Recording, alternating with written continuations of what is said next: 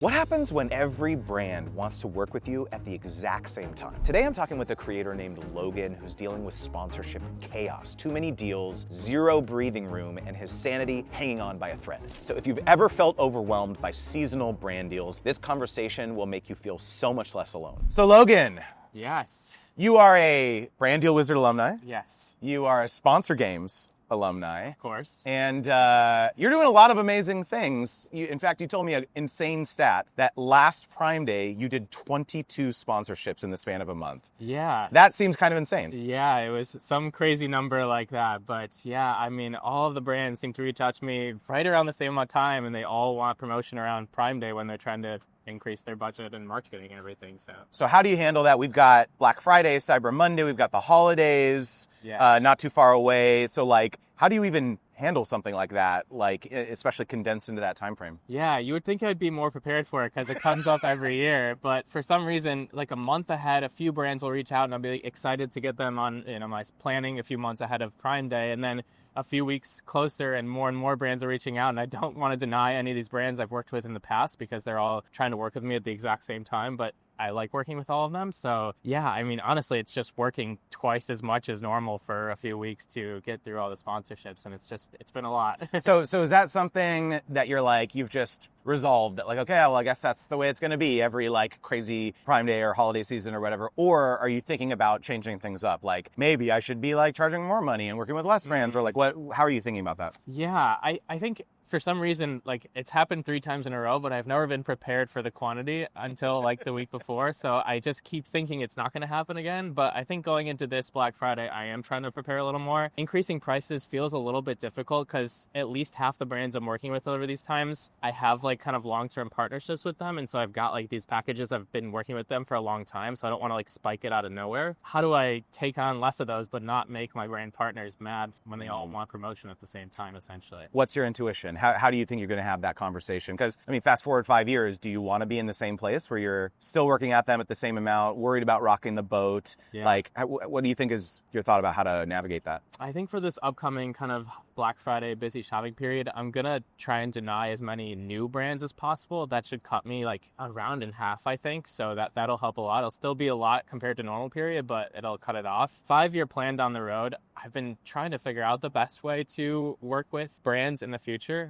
Something I've been heavily into recently is actually boosting my own content and whitelisting myself. Interesting. And advertising my own content. And something I've been trialing with brands is having them, rather than pay me so much, is to actually pay to run the ads. My ads have an affiliate link behind them. So when they put the money into it, I'm still getting affiliate commission. So I'm trying to explore having them have a way larger budget, put that into ads behind my content that I'm running behind my affiliate link, and then just take on less of these brands that have kind of those larger budgets, essentially. That's fascinating. So you have the data or the confidence behind the content that you're creating, but also you're seeing results on the back end where doing these types of boosting campaigns actually pays off? Exactly. So I trialed one over Prime Day with a brand, and they just gave me a small $1,000 budget to run ads behind my own content. And on their product and sales, I generated over $10,000 in sales on that. So they got a 10x ROI on that $1,000 budget over Prime Day. So that kind of triggered my thoughts of how do I scale this and have them give me $10,000 next Prime Day and have 10 brands do that? Because I also earn a couple $1,000s in affiliate commission just from that spend that they had. So is this something that they proposed or you proposed this or I proposed it. I had a little bit of an intuition because I've been running my own ads, so I saw the success, but I wasn't sure how it would exactly correlate to that one product, because with Amazon, I get commission on all products that I'm generating sales through.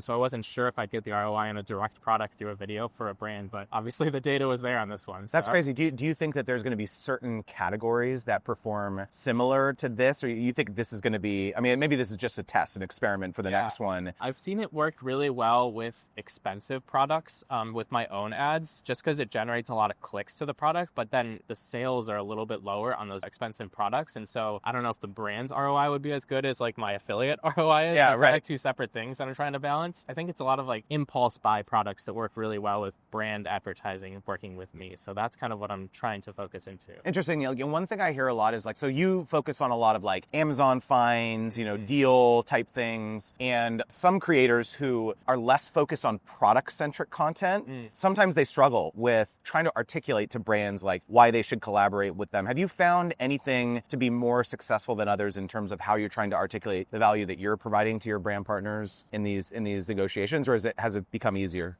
Hey, just a quick heads up. My in-person event, Sponsor Games, is happening March 15th to the 18th, 2026 in San Antonio, Texas. It's the only event in the world where you can practice your sponsorship pitch, do real-time negotiation role play, connect with other creators landing 4- and 5-figure brand deals, and potentially win our cash grand prize. Here's what Doc Williams had to say about where his business was at before attending Sponsor Games. I just felt defeated. I didn't know how to talk to brands confidently. I hadn't closed any long-term deal and I felt disillusioned. I was like, I don't think I can really make money on sponsors, but if I can win the games, I can make money off of that. And then going out, I was like, this feels sustainable. This feels like I can actually do this with my business long-term. Any big wins that you can share after the event? I mean, pretty much all my deals. But afterwards, I was like, we've done multiple 15K deals.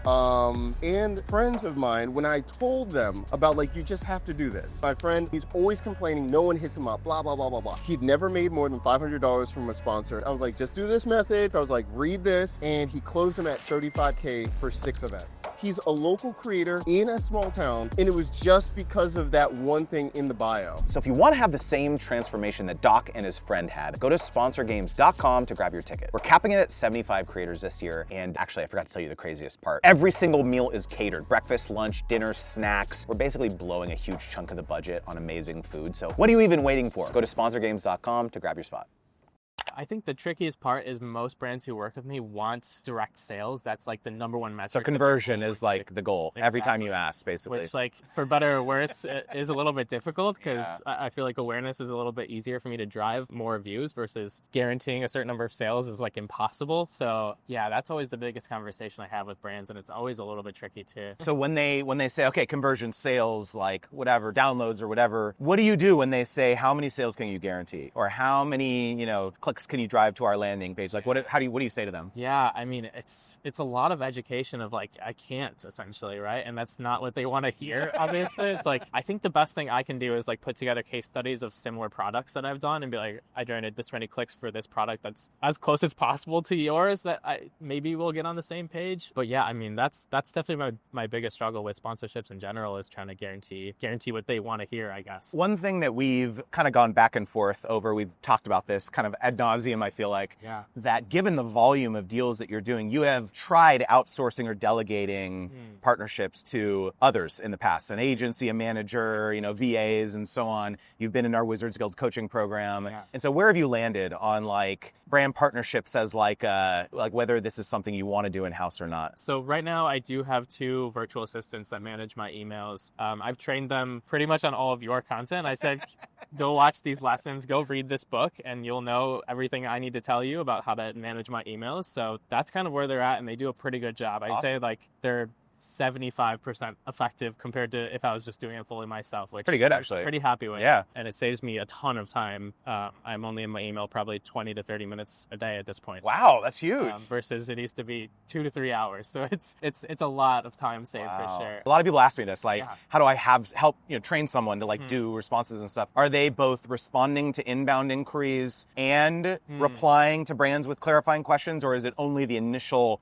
fielding that they're doing and then you take over? Like, how have you orchestrated that? So they do most of the communication with brands. So when they first reach out, they'll get all the information necessary before I even like start seeing the emails. They stop sending the emails just before they send over packages. They'll draft up packages they think I would send to the brands. I review them all before those packages go over to the brands, just in case I decide I don't want to work with the brand, or the packages are way off, or I need to add something, or they got something wrong. But they're doing all of the process up until the point where I'm giving the brands actual offers, essentially. One other objection I've heard from people is that people feel weird about other people being in their wallet or in their pocket. Like, relative to how much I'm paying this person, they're like throwing out these like multi, 5-figure numbers, Do you ever feel weird about that? I definitely did a lot at first and still sometimes do, especially because they're seeing all of my emails. So every time a brand pays me or every time Amazon pays me or any income that comes in, they really know probably fully what my business is doing. So they know more than than almost me in a sense, because if they're paying attention. But yeah, I mean, it is a little bit of a weird feeling. I think you just kind of get used to it over time and realize that that's just how most companies work, right? Like you have to pay your employees less than you're making, or you're going to be in a negative. So, and you have costs, and they may not Exactly. understand the full, or hopefully they understand the full picture of like what goes into it. Exactly. How have you, given the volume of like deals that you're doing, like do you ever foresee this being like, is it tricky to like maintain like work-life balance during those periods? Like I can't even imagine that's like a huge amount. Even if I do like 5 deals during Black Friday, we've done that in the past, it feels super overwhelming. Like, how do you handle that? It definitely is. I definitely experience a lot of burnout right when like the major sales day ends, and I try to take a couple days away from everything afterwards to recoup. Have you tried articulating to your brand partners like, hey, we should do something all year long, like let's do something continuous where it's like a monthly thing or quarterly engagement rather than just like focused all around the big. But I mean, like from the brand's perspective, like I'm sure like it's like a lot of these brands backload or spend 50, 60, 70% of their marketing budget on these major holidays because there's so much consumer awareness around these deals and things like that, right? If you had to give a piece of advice to a creator who's looking at you and being like, oh my gosh, Logan is doing what I would love to do, just like get all this inbound, get these massive, amount of influx of like income and capital, around this like 1 month or 2 months, which I'm imagining also makes it hard for you to like forecast and plan revenue and stuff because you're like, I don't know how much money is going to come in. If you had to give one piece of advice of like, how do you build a business where you have so much interest and you are a sponsor magnet? Yeah, and it's always tough because like I don't want to complain about these periods too. Yeah, the revenue's it's a champagne problem, like exactly. Of course, right? Yeah, it's tough. I feel like just building relationships with brands over a really long period of time has been what's been so successful for me. A lot of the brands I work with very consistently, and so if you add on 1 or 2 every year, then over a few years you have a bunch of brands that you're consistently working with. I really just try to make them feel like I'm the best partner they've ever worked with, and that's like my number one goal in every partnership, and I feel like that pays off a lot. That's huge, man. And I mean, this is really something that's core to all of the stuff that we teach in our programs and so on, is just maintaining this long-term perspective. If you had to think of like one or two of your biggest takeaways from the course, the coaching program, going to the event, from where you were before to kind of the perspective you had now, anything come to mind? Yeah, I feel like it's just, I mean, I'll just repeat, like being the best partner you can possibly be and figuring out how to make the brand win is the only 2 things I think about with every partnership, pretty much, is like, I mean, I just want them to win on every partnership. So I mean, that's a great perspective to have because a lot of creators don't have that perspective, right? And how much are you going to pay me? How quickly are you going to pay me? And that doesn't feel great. That feels very transactional. Congratulations on our success, man. Yeah, thank you. If people want to learn more about your platforms, where should they go? Yeah, you can search my name, Logan Nathanson, on all platforms. The handle's a little different, so it's hard to find everywhere, but yeah, my name should work. Let's go. Now, if you've ever had a brand say to you, oh, we've never paid that much before, make sure to check out this episode to know exactly how to respond.